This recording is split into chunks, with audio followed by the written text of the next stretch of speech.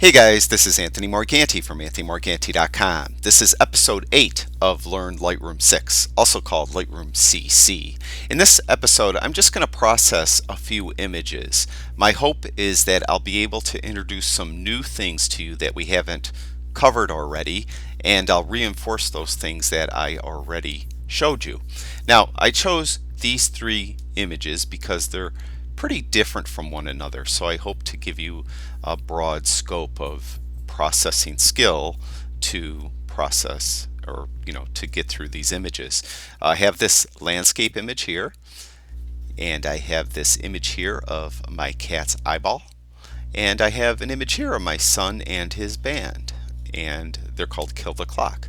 So we'll start out with this landscape image, and just one note as you look at it, it's really dark, and as I often do with landscape images, I exposed for the highlights. They call that exposing to the left, and they call it that as you look at the histogram. You can see that it's pushed over towards the left side. It's called exposing to the left, and more commonly probably called exposing for the highlights. And the reason why I did it is I didn't want to lose any detail in the sky. So I actually took my exposure reading of the sky and I exposed for the sky. In doing so, the rest of the image is relatively dark. So I was assured that I won't have the sky blown out at all. But the downside of this is it does introduce a little more noise than you might have had in the image if you exposed it properly. So there are drawbacks to it. Now the opposite, of course, of exposing to the left is exposing to the right, and I'll talk about that in a minute, in the next image actually. Alright, so to start out, what I'd like to do is maximize my workspace, and as you probably know by now, I like to hit the Shift tab to maximize the workspace, and I just open up the panel I need, which is the right panel, so I have a lot more space to see what I'm working on. I usually, or most people do, will start with the basic panel. Now it is underexposed, but I'm not going to adjust the exposure slider at all. I'm going to tease out all the detail that is inherent in this darker part of the image by just using the highlight, shadows, whites, and black slider. And I'm going to start with the highlights, and I could turn it up, make it brighter, but I'm not going to. I'm going to actually turn it down a little bit to just try to get even more detail out of the sky. Now, in previous episodes, I said an easy way for beginners is to just, if you're exposing for the highlights, is just to pull highlights all the way down, shadows all the way up. But we're advanced now, and we don't really need to do that all the time. I mean, it does work very well, though. What I'm going to do is I'm just going to be eyeballing the image, and I'm just going to be pulling the highlights down until I think I like it. And actually I like it probably right around -88. I like the looks of it right there. Now, I get emails from folks, probably from engineers, that they want kind of a set method to adjust all the sliders, like a technical way to do it. And in some cases you can do a technical adjustment, for instance on the whites and blacks, but this really is not, it's not needed to be technical. This is art. I really consider this to be an art form, and the way I'm going to be adjusting these images is going to be different than the way you adjust your images, and it should be that way. We all interpret it differently, and I mean, if everyone was the same, we'd all be driving the same make and model car and it'd be the same color, and life would be pretty boring. So we all do it our way. I'm going to show you how I do it. This will get you started, and then you experiment with it and do it so it satisfies your aesthetic taste. Alright, so I did the highlights. I'm going to open up the shadows now by moving the slider to the right, and again I am just eyeballing the image. Now this image is very dark, so I think I have to turn shadows all the way up. So alright, I have two sliders adjusted. The image is improved, but it's still pretty flat looking. I do not do whites and blacks next. This is my workflow. I jump down to clarity and I will push clarity up. Often I will zoom in a little bit by clicking on the image, and I'll look at some detail area when I adjust clarity. Now if I go too high on clarity, you introduce noise, or probably more accurately, you're making the noise that's present more noticeable. So you want to be careful with clarity. You don't want to go too high. I think on this image, right around 34 is fine. All right. Now, I prefer to add contrast to my image by using the tone curve. In the next video, I'm going to go into detail why I do that. I won't have time in this video. I actually did this video once and it came to over an hour long. So I'm redoing the video because that was just too long, and I'm going to be probably having to do a number of videos to cover all these other points. But I do prefer the tone curve to add contrast, and I go to this drop down right here and I have two choices, medium or strong. So what I do is I punch in medium contrast and look at it and see if I like it. Do strong, see if I like it. And I think I liked medium better. So medium contrast for the tone curve. Then I jump back up in the basic panel and I will adjust the whites and the blacks. Now, I mentioned that you could get a technical white point adjustment by holding the shift key in and clicking on the word whites, double clicking on the word whites. And the slider will automatically go right to the point where right before a pixel gets clipped. Now, for those beginners, you might not know what clipping means. If you have pixels that are clipped, they could be clipped white or they could be clipped black. And what that means is they're either absolute white or absolute black, and they've lost any detail they might have had is gone. They're just totally white pixels, totally black pixels, lost all their detail. Usually we want to avoid doing that. That's why this little trick, holding the shift key in and double clicking, does a good job of getting the white and black sliders to the point right before it gets clipped. Now, you could check to see if you have any clipped pixels very easily in Lightroom. Let me demonstrate. I'm going to take the white slider and I'm going to move it all the way to the right. And I'm going to take the black slider and I'm going to move it all the way to the black. So now we have this very bright and dark image that we're looking at. Now, if you go up to the histogram, you can see in the corners there's two triangles. If I hover over the triangle on the right, you can see a big part of the image just turned red. That is all clipped. All that area that is red is clipped white. I've lost all detail. If I hover over this left triangle, you can see in here and down here turned blue. That means those are clipped black, very dark. All right. Now I could leave it on by clicking on the triangle and it stays on either triangle, or it's quicker to do a quick check by hitting the J key on your keyboard. The J key on the keyboard will toggle on your clipping indicators. That's what those are called. So we could do a quick check and see where we're clipping. Now, I mentioned that the white, I have all the way up. Now for that technical adjustment, we just hold that shift key in and double click on whites, and you'll see that there's no red left. It brought it right before it starts clipping.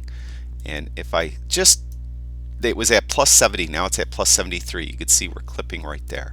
So it is a nice adjustment just to get it right before it clips. Now, as for the blacks, personally, I prefer to have a little bit of clipping.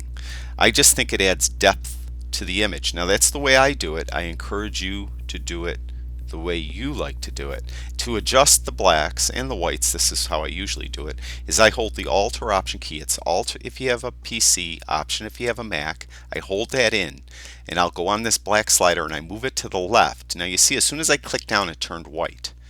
The whole screen turned white. Now as I move it to the left, you'll see I start to get some blue encroaching. I got some yellows up in there. And I bring it quite a bit. I bring it fairly far. And I then let go.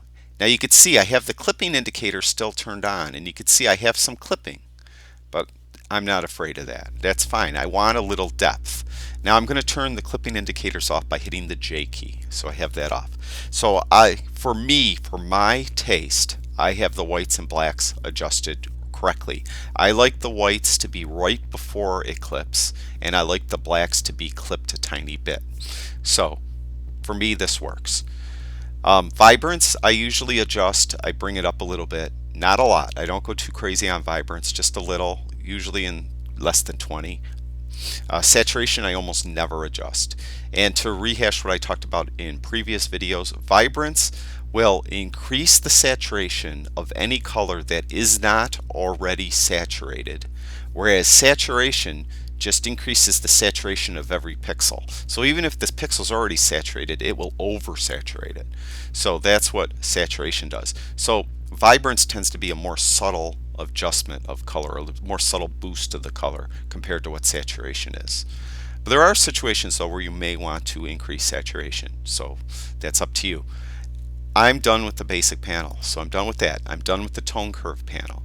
Now I want to enhance the blue sky, and I want to enhance the trees and the grass that are on the hill. So I'm going to go to the HSL Color B&W panel, and there's three tabs in this. There's hue, saturation, and luminance. I personally never use hue at all. I don't have a desire to change the hue of the sky, make it purple or anything like that. So I don't personally mess with hue. If you would like to, feel free. I do mess around with saturation, particularly for the sky. I like to go to the blue slider and I increase the saturation slightly. And you can see as I move it, you could take the blue saturation right out, or you could tweak it up. And I'm going to tweak it up a little to like plus 15. Then I want to go now in this area here is yellows and there's greens and stuff, and you might like, which slider do you move? Well, remember when we did the tone curve in a previous episode, there was a thing called a targeted adjustment. Well, that's available in this tab as well. It's right here. It's this little donut shaped circle. If you click on that, you'll see that your cursor turns into that shape. And I want to go over to the area that I want to adjust. And as you can see, if you look, as I move the cursor around the image, if you look over here, you'll see different sliders become active. And you can see it's mainly the yellow and the orange sliders are becoming active. So what I want to do is I want to increase the saturation of this grass. So I'm hovering over the grass right now.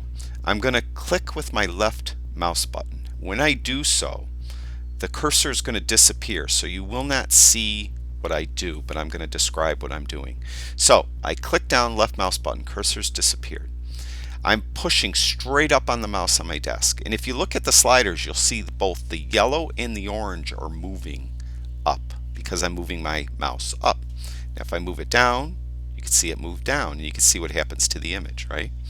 So I want to increase the saturation a little bit, and it actually did orange quite a bit and yellow a little bit.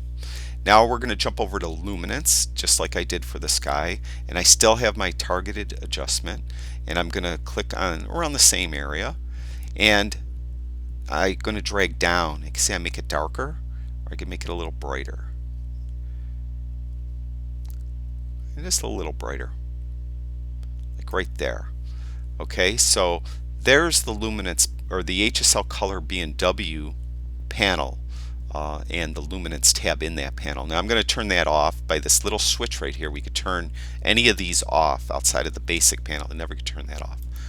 And you can see there's before and there's after. Now you can see it's rather subtle what I did. I just increased the blue. I made a little darker, and I made this just a little more intense throughout the hillside here. So I'm done with that panel. I'm not going to do anything with split toning. Now, detail panel, I had an entire episode where I explained all these sliders in the detail panel. So to save time, I'm not going to go through it in these three images because it will just take up too much time. That's part of the reason why when I did this video originally, it was over an hour long. So I remember in one of the first videos I ever did, I said if you just want to sharpen something very quickly, turn it up to around 70. 69 is good, and noise reduction around 40. Now, what I would encourage you to do whenever you have a landscape with an expansive sky is to zoom in and look at the sky, and you can see there's there was some noise. When I click down and move around, you'll see there's noise and it goes away. We don't necessarily want to sharpen the sky. So we're going to add masking, and to do that you hold the Alt or Option key in. Alt if you have a PC, Option if you have a Mac. Click on the masking slider, the entire screen turns white. White means sharpening, it's being sharpened. If we move it to the right, it will turn, areas of it will turn black. Black means no sharpening is being applied. So I'm just going to move it to the sky predominantly is not being sharpened, and that will help reduce the noise in the sky because I'm not sharpening noise. Okay, I'm done with that detail panel. Now remember, I did it kind of quick and dirty. I do see I have a humongous sensor spot up here. So I'm going to zoom in, and I'm familiar, this camera here, I know I have one sensor spot on it, and it's a bad one right there. So I'm going to get rid of it. I'm going to open up the spot removal tool, and I want feathering relatively high. I'm in heal mode, and I want opacity all the way up, and I'm going to get a brush that is just slightly bigger than the spot. Now I'm using a smart mouse, an Apple smart mouse, and I just drag my finger on the mouse to adjust the size of the brush. If you have a PC that has a mouse with the center wheel, click wheel, you could use that. And if you don't have either of those, you could use the bracket keys on your keyboard. The right bracket key makes it larger, and the left bracket key makes it smaller. And I want that center circle, which is the brush itself, to be just larger, just a little larger than the spot.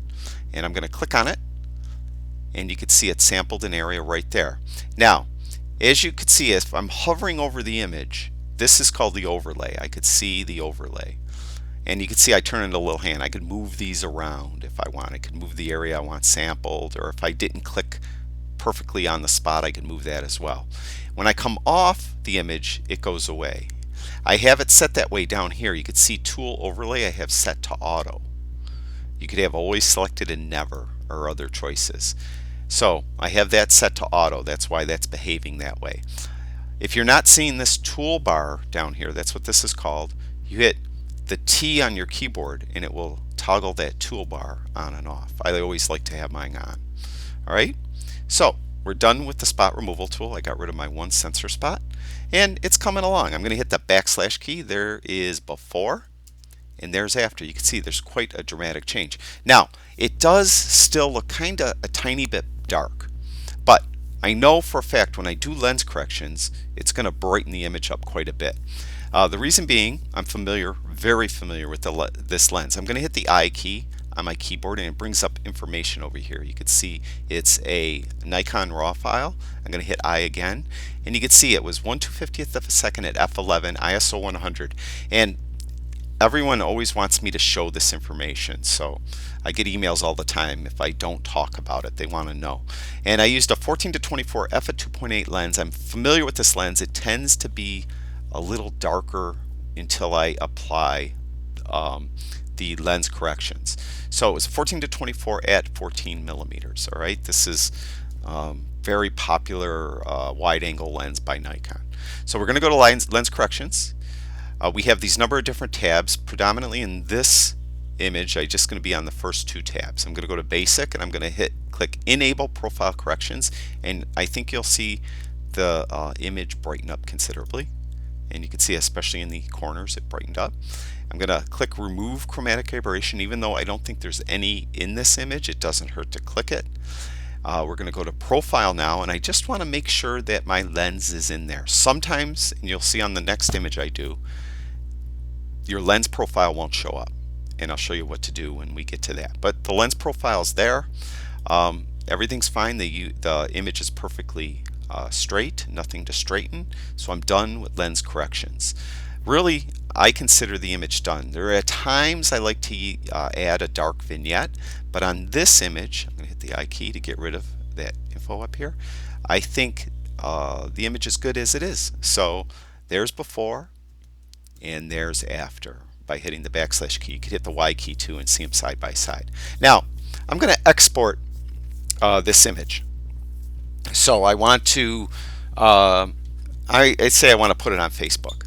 Now, well, let's just jump up. We're going to go up to File. We're going to go down to Export. And you could export it to, a folder, a specific folder. I'm going to use a specific folder, my desktop, as you can see right there. I'm not going to put it in a subfolder. I'm not going to add it to the catalog again. It's just being exported. Custom settings, I'm calling it landscape. It's going to start number 1. If I was doing a bunch of these and I highlighted a bunch of them down below in the film strip area at the bottom, if I highlighted a bunch of different images, it would sequentially number them from my start number on. So in this case I'm only doing 1, so it's no big deal. We're going to jump down past video to file settings. It's a JPEG. sRGB is pretty much what I recommend you use. You could do Adobe RGB and ProPhoto. If you're going to print this, you're going to send it to a lab to be printed. Most labs want it at sRGB. It's what their machines are calibrated for. So I just recommend you use sRGB. It makes it simpler. Okay, now this next area causes a lot of confusion, and I'm going to contradict something that I recommended in a previous video. In a previous video, I recommended that you don't bother resizing your images, that when you upload a full big size image to Facebook, Facebook's going to resize it anyway, which is true. If you upload it to wherever, usually whoever you upload it to will resize it automatically. Where you might run into a problem is if you upload to Flickr specifically, people could download it from Flickr. So you're going to upload a full-size image to Flickr. People could download it and steal your image, and they'll have the full resolution image that they could sell, or they could print and say it was theirs or whatever. So you're always going to risk image theft no matter what. But to try to minimize it, I now recommend that if you're uploading to the internet, either Facebook, Flickr, places like Flickr, places like Facebook, I don't know what else there is, but anyways, I would recommend that you resize it and use either 900 or 1200 pixels on the long edge. So click this box, go to this drop down, use long edge, make sure don't enlarge is not checked, you don't have to check that. And 1200 pixels I think works great. Now the resolution is important. Whether this box is checked or not, if you're sending this online and it's going to be viewed on a computer monitor, resolution of 72 pixels per inch is fine, and that is kind of like the industry standard. That's not even the correct term, but it's kind of like what is accepted. Everyone recommends if you're putting an image online, have it at 72 pixels per inch. If, on the other hand, you're sending this to a lab, you do not want this checked. You want to send the full big image to the lab to be printed and change the resolution to 300 pixels per inch. That will get your image printed and it will look great. So in this case, let's say I'm going to upload this to Facebook. I'm going to resize to fit, long edge. I'm going to have resolution at 72 pixels per inch. Now, whether or not I'm uploading it to Facebook, to 500px, to Flickr, anywhere, I sharpen for screen. Even if I'm sending it to Bay Photo, who I use to print my images, I sharpen for screen. Even if I'm going to print it on my printer someday, I will sharpen for screen. It does a great job. If you send it to a lab, they're going to sharpen it for the type of paper they're using, matte, glossy, whatever type of image you purchased. So you don't want to sharpen it for, let's say, glossy paper, send it to the lab and they're going to sharpen it for glossy paper. It's too much sharpening. Sharpening for screen though, and then sharpening for the paper does a great job. So I highly recommend you just sharpen for screen all the time, amount standard. Now the metadata, you could either remove it or leave it in the JPEG. That's all the keywords you used, camera data, all that stuff. You could remove the location info independent of the other stuff, the person info, your name, stuff like that. So I'm going to leave the metadata in there. I'm not going to watermark it. After exporting, I'm going to do nothing. You could show the image in Finder, you could load it into Photoshop, you could load it into some other plugins. I'm just going to do nothing.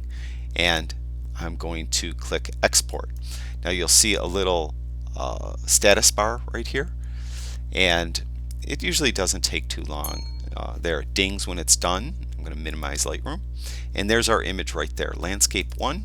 Double click on that and there it is. So we exported to JPEG that landscape image. So that image is done. Now we're going to move on to the next image, and this is an image of my cat's eye. Now on this case I slightly overexposed the image, and there's a lot of debate online about whether you should expose to the left, expose to the right, which one's better. There's a lot of discussion, a lot of arguments, and here's my take on it. And I'm going to use a golf analogy. Hopefully you're familiar with golf. Some golfers will hit the ball and it will go slightly left to right. That's called a fade. Some golfers hit the ball and it goes slightly right to left, and that's called a draw. And generally a golfer that could fade the ball is a better golfer than the one that could hit it perfectly straight. It's reasons I won't get into. And sometimes a golfer that will draw the ball is better than a golfer that hits it perfectly straight all the time, one that could move the ball right to left. But the best golfer at all is one that could do both, that on command could either fade the ball or draw the ball or sometimes hit it straight. So in my opinion, the best photographer is one that has no problem exposing to the left at times, no problem exposing to the right at times, and no problem exposing it perfectly sometimes. So I exposed this a tiny bit overexposed, and the reason why is, generally speaking, when you overexpose something, you're really maximizing the technology of the camera's sensor, and you will minimize noise.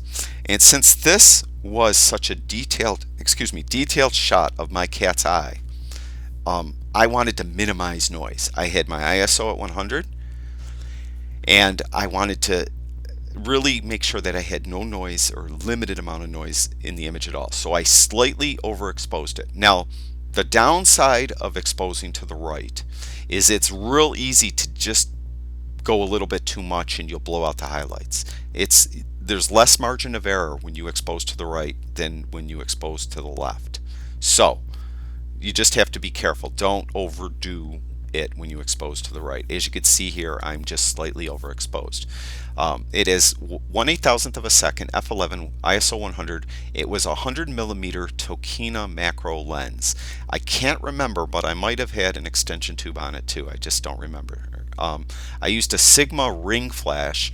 Although it's shaped like a ring, you can see it has two independent flash tubes inside of the ring. So to maximize detail, I had one flash tube at 1/64th of a power and one flash tube set at 1/128th of a power. You could do that with this ring flash.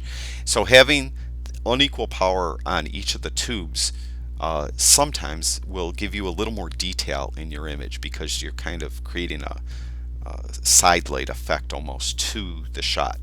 So it was shot on manual, by the way. You're wondering, 1/8,000th of a second, how did you use a flash? Well, it's called a focal plane shutter. It's a high-speed shutter, and it's something that if your flash could do it and your camera could do it, it works great. And in this case, my D800E, Nikon D800E, could do it. I had it at 1/8,000th of a second with this Sigma flash, and it worked great, as you could see. So I'm going to get rid of that, and that's enough talk on exposing to the left, exposing to the right. Now it is overexposed slightly. Now in the previous image I didn't mess with the exposure slider at all, but on this one I am. I am going to go to the exposure slider and I'm going to push or pull exposure down just a touch. Minus 0.35 is good. Alright, so just a little bit, and I could come back and readjust that later. Now we're going to do highlights next, and what I would do on an image like this is I would kind of click it to the left a little bit and see what it is, and click to the right a little bit, and I could see if I'm pulling highlights down, I'm increasing detail in the eye. And this is what my goal is on this image, and I recommend you do that when you look at your image. What is my goal? What do I want to exploit? Well, I want to bring out detail in my kitty's eye, so we're going to pull highlights down, and I would say right around in the 50-60 area. Did a nice job, and it brought out some detail down here in this white fur she has right there. Now shadows, similarly, I'm going to push up, push down, and I see as I pull them down a little bit, I'm getting some more detail in here. So I like that. So I have highlights and shadows adjusted. I'm going to go to clarity next, and I'm going to push up clarity quite a bit. I could move it quite a bit. I don't have a lot of noise in this image, so I'm in good shape there. I could go to vibrance next or to the tone curve. It doesn't matter. I don't want to vibrance up too crazy, just a little bit. Although I will say this cat's eyes, I mean the raw file's real bland, of course. Her eyes are like bright yellow, very, very bright yellow. So I brought vibrance up a little. Again, I could come back and readjust that later. Now I'm going to jump down to the tone curve as I normally do, and I'm going to add some medium contrast and look at it, and then add some strong contrast and look at it. And I think I like the strong contrast better on this image.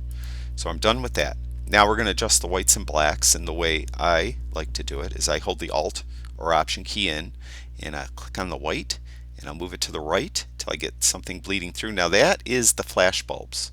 I'm not really worried about those. So I'm going to go a little further, and you can see now it's starting to bleed through at the bottom. I'm just going to look at that bottom, and I don't care about those flash bulbs.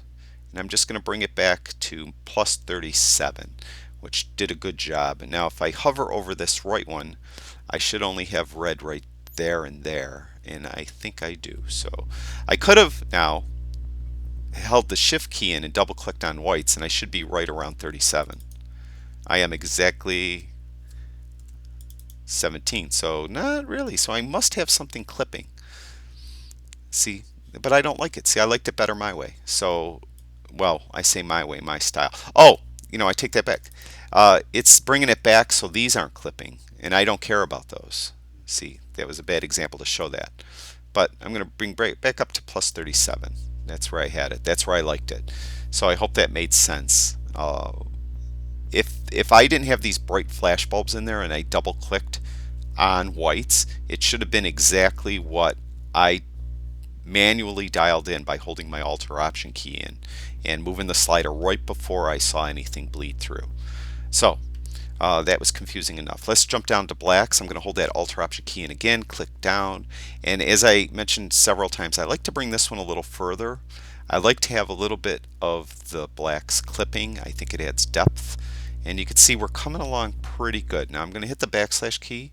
There's before, there's after. So that really is just adjusting the basic panel and the tone curve panel, and we have a pretty good looking image. Now I'm going to jump down to the HSL color panel, and I'm going to go to saturation and yellow. I want to increase saturation just a little bit, maybe plus 20, and I'm going to go to luminance, and I'm going to take that yellow and I'm going to move it down, move it up, move it down, and kind of like it down just a little bit. That's trying to look at my cat. She's laying over at the end of the couch there. That's kind of more what it really is, the shade. So we're going to go like that. Minus 19 on luminance, but I have saturation turned up a little bit. I'm not worried about any other colors. So I'm done with the HSL color B&W. I'm not going to do anything with split toning. Detail, again, I'm not going to go into detail on the detail panel because we've done that before. I'm going to bring sharpening up around 68. I'm going to zoom in. You know what? I don't think I have much noise here. The dark areas, if you look at the dark areas, that's where you'll get the noise more predominant. And you can see I really don't have noise. So I'm not even going to adjust noise reduction slider. Just because the slider's there doesn't mean you have to push it. So I'm not going to. So that's fine. Now we're going to go to lens corrections. This is what I wanted to show you. I used a Tokina macro lens. A lot of times when you use aftermarket lenses, their profile may not show up. So I'm going to click Enable Profile Corrections. You can see nothing happened. Although typically this lens, very little will happen because it really is a good lens. It has very little distortion. I'm going to click Remove Chromatic Aberration. I'll go into a little more detail in the future on that, but it doesn't hurt to click it, even though I don't think there's any in this image either. I'm going to go to the profile, and you can see the lens profile says none, even though the Enable Profile Corrections checkbox is checked. That happens a lot when you're using an aftermarket lens. Usually all you have to do is go to this drop down and put in the brand of lens. It's Tokina, and it automatically found it. There it is, AT-XM100 lens. and it found it fine. Now I do have videos that if you do that and it still doesn't find it, that means Lightroom does not have a profile for your lens. And in that video I talk about what you could do, what alternative do to try to get a profile for your lens. So check out that video in my video library on YouTube or on my website, and you'll figure out what hopefully you could get a profile for your lens. But that is beyond the scope of this video right now. So we have the lens profile in there, and I'm done with the lens correction tab. Now I'm going to go to effects, and I am going to add a little bit of a vignette. I still want everyone's attention to be on her eye. So I don't think I ever use a white vignette. I want to add a slight dark vignette. I usually don't. I go very slightly. I don't want to go too much. It just looks stupid. So I just go a little bit, like very slightly, and I usually leave the midpoint roundness, feather, and all these sliders at their default position. All right. So usually I'm less than 20. Like right around there looks great to me. I'm not going to do anything camera calibration in this video. In the next video we will. And I think I'm done with this image. I'm going to hit the before and after and the Y key. There's before and after. So I processed the kitty's eye. That's like how you would process a macro image. At least that's the way I do it.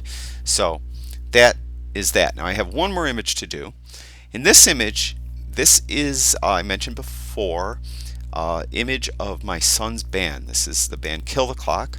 They're coming out with their first CD in a few weeks, and I had them on a photo shoot and I took some images. I like this image for their poses and whatnot.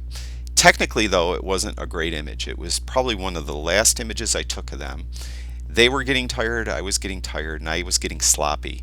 I'm real OCD about like symmetry, and I purposely kept having them to the left covering up the pole. So I had them more to the left covering up the poles. And somehow they drifted when they moved around. I had them in different orders and things. I lost track of this pole being out, and they got pushed to the right a little bit. And you could see it's not perfectly centered either.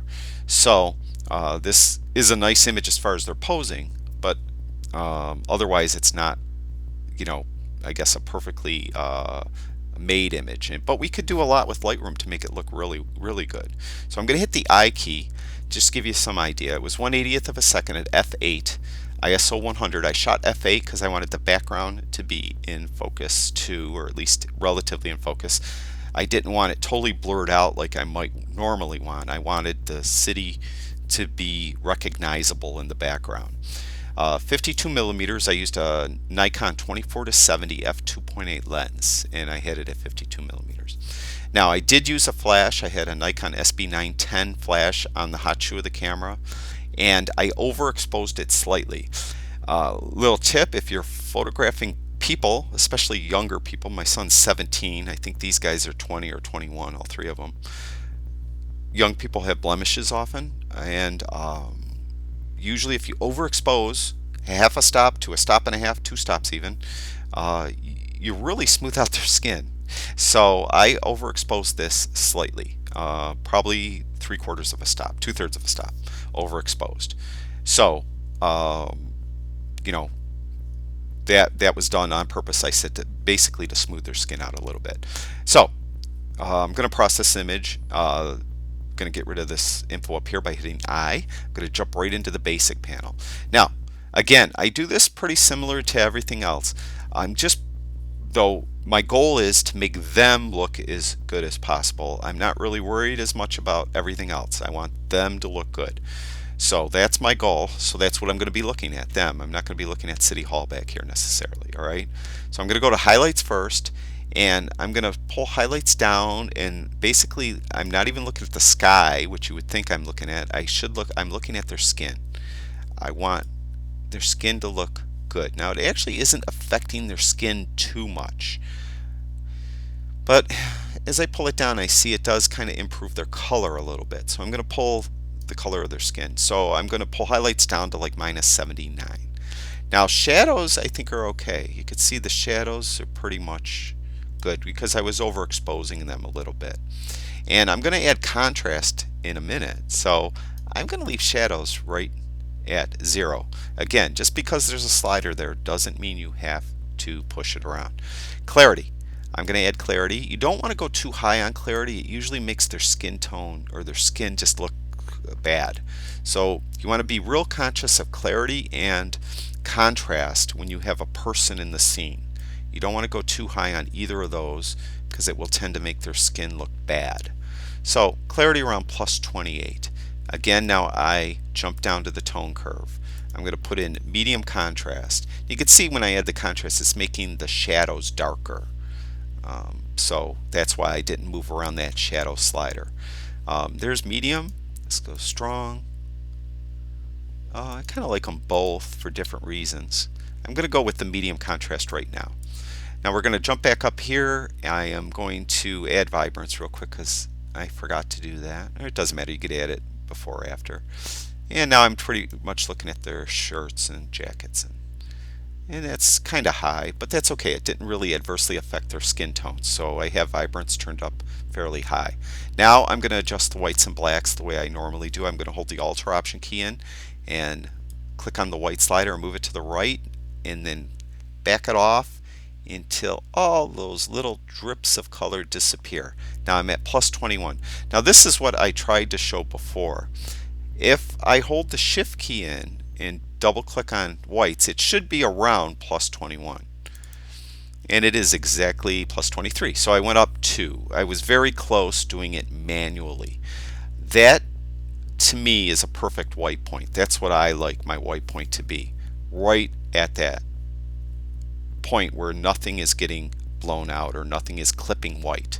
Now blacks I like different. I don't like holding in the Shift key and double clicking. I like holding the Alt or Option, click down, and I'll bring it considerably further. I let stuff bleed through. So I am clipping some stuff black. And again, I do that because I think it adds depth to the scene. Alright, I think I am done with the basic panel. Now, I'm not going to do anything with the HSL color and B&W panel at all because I don't want to really mess with them at all. The detail panel, we'll jump there, and I'm going to do again just the quick stuff here. We're going to do it sharpening around 70 and noise reduction around 40, and that's done. I'm not going to mess with any of the other sliders. I'm going to go to lens corrections, and I'm going to enable profile corrections. You can see it brought out some barrel distortion. It's going to go to chromatic aberration, which I don't think there's any anyway, and I'm just going to double check that my lens was listed, which it was. And now we have some buildings in here. So buildings, when they're kind of far away from the camera, they look like they're falling backwards, or even if they're close to the camera. Also, if you're using a real wide angle lenses and you have maybe a tall building towards the ends of your frame, they tilt in. So if you click auto right here, first click enable profile corrections, then click auto, and you could see it kind of pulled them forward a little bit. They weren't that bad because it was, you know, at a 52 millimeter lens. That's what I had the focal length set at. If I was at like 18 millimeters, it would have been probably more pronounced. So, all right, that's done. We're going to close that down. Now, they're not centered. So I want to center it. So I'm going to go to the crop tool right here, and you can see my padlock is unlocked right here. Now what that means is if I come to crop it in here, I could make it any shape I want. I don't want that. I want to preserve the 3:2 aspect ratio. So I'm going to click on the lock to lock it, and that will preserve the 3:2 aspect ratio. So I'm just going to bring this in till I have about equal space on either side of the two guys on the end, and I consider that done, so I'm going to close that. So I cropped it.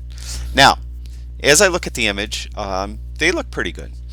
Now I could come in with this, I could zoom in. Like I said, my son's 17, so you could zoom in, you could get the spot removal tool, you know, and you could get rid of some blemishes if you so choose, you know, like that. But again, I don't want this video to go on forever. So we're not going to do that right now. So my son will not get his blemishes removed in this shot. But what we will do is the sky I could enhance with a graduated filter. So I'm going to open up the graduated filter. I'm going to reset it by double clicking on effect. And to start out, I'm just going to pull exposure down. And then I'm going to pull straight down, and I want to just affect the sky. So I'm not going to pull down so far that I start getting in their hair and their face. Maybe just a little bit on the tall guy on the end, but not too much. And I want to come straight. I don't want to be at an angle. So I'm going to hold the shift key down. That'll force it to go perfectly straight. And right about there is good. I'm right at the top of my son's head, and I'm into Brendan's forehead a little bit. Okay, so there's the graduated filter. If I hover over the button, you can see that an overlay comes and shows where the overlay or where the graduated filter is doing its effect. Now again, I could bring the exposure way down. We're just going to bring it down right around there, and I'm going to increase contrast, bring out the clouds a little more. I'm going to mess around with highlights. I'm going to bring those down a little bit, add a little more detail in the clouds. Shadows I don't think we'll need to do much, maybe just a little bit down. We're going to add some clarity, so it's adding some detail to the sky. Saturation, I don't normally do it on the basic panel, but I may do it with a brush or with the graduated filter. But in this case, I'm going to leave that at 0. So graduated filter is okay, but you can see what it did now. If you look at City Hall here, this building right here, I'm going to turn the graduated filter off by clicking this on off switch, and look at City Hall. You can see how bright it is now, and then when I put the graduated filter, it got pretty dark. Now I could brush that away. Right here, if I leave these settings alone, I don't do anything, and I have this graduated filter active, I go over to the brush right here, not the brush up here, right where it says brush, and you can see the settings stayed all the same, but I have a brush now. Now I could brush away where I applied that graduated filter. To brush it away, I have to hold the Alt or Option key in, and you can see the center of the brush right now has a plus sign. When I hold the Alt or Option key in, it turns into a minus sign. Then I could simply brush it away where it got applied to City Hall. I'm not so sure that looks so great. It seems kind of bright to me, doesn't it? But if you don't like it, you could hit Command Z to go back a step. So I'm going to just leave it like it is. It's up to you. I didn't think it looked good, so I'm going to try it again. Yeah, see, I don't think that looks, I think that, you know what, because it's bright and it's about the same luminance level of their faces, it's kind of competing for attention. So I don't think that's good. I'd rather have it dark and have their faces be brighter to draw everyone's attention.